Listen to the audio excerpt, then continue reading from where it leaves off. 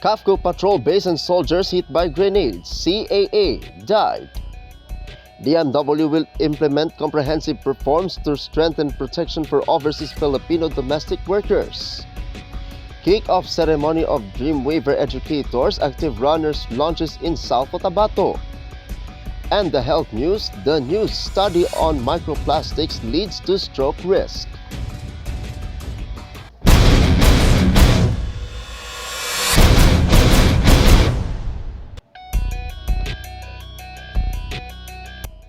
Good day, I'm Apolinario 30 Dignadice Valencia and this is the weekend news. CAFCO patrol base and soldiers hit by grenade, CAA died.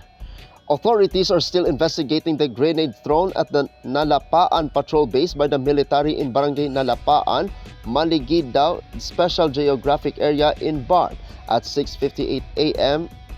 yesterday, Saturday, August 23 this year.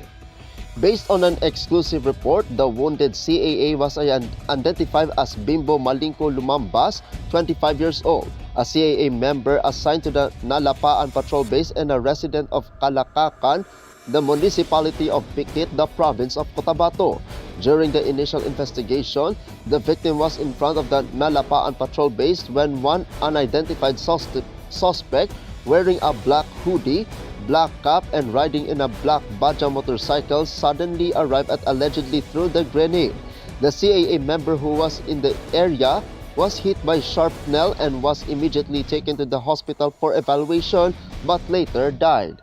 The suspect quickly fled towards Barangay Bualan, Tugunan SGA Barm direction. Pikit Municipal Police Station immediately conducted a hot pursuit operation with RMFB-12, Malidegaw Municipal Police Station and 40 IB.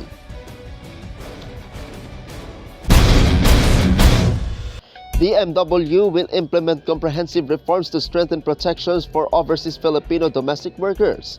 The DMW will implement comprehensive reforms to strengthen protection for overseas Filipino domestic workers, including an increase in the monthly wage from $400 to $500. In a media briefing at the DMW office, Migrant Workers Secretary Hans Leo Kakdak said the new minimum wage, which will be implemented 60 days after its implementation, is the result of 6 months of consultation with stakeholders and will be included in employment contracts processed by the DMW. Kakdak stressed that the wage increase is not a limit but a minimum monthly wage and can be further increased depending on the country of employment and the skills of the workers. Kick-off ceremony in Dreamweaver Educators Active Runners launches in South Cotabato. The Department of Education Schools Division of South Cotabato launched DEAR or DEAR or Dreamweaver Educators Active Runners. The said initiative aims to value the physical and mental health of educators as well as to relieve stress and revitalize them. The said activity was participated in by all schools under the jurisdiction of the South Cotabato Division.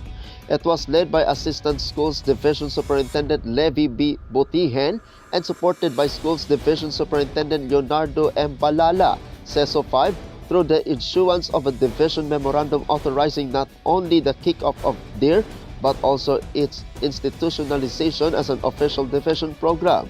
The theme of the said initiative is Unity Through Fitness, Empowering Educators, Enhancing Educational Service Delivery. And our health news, the new study on microplastics leads to stroke risk. A recent study has uncovered a startling connection between microplastics and stroke risk. Researchers found that arterial plaques from stroke patients contain up to 51 times more microplastics than those from asymptomatic individuals. These tiny plastic particles, including polyethylene and PVC, are embedded with fatty deposits that clog arteries. The presence of microplastics has also been linked to changes to the gene activity of immune and stem cells, potentially affecting the regulation of inflammation and plaque stability. While the study does not establish the direct cause and effect relationship, It highlights a significant association between microplastics accumulation and cardiovascular events. The findings highlight the need for further research into how environmental pollutants such as microplastics may affect human health.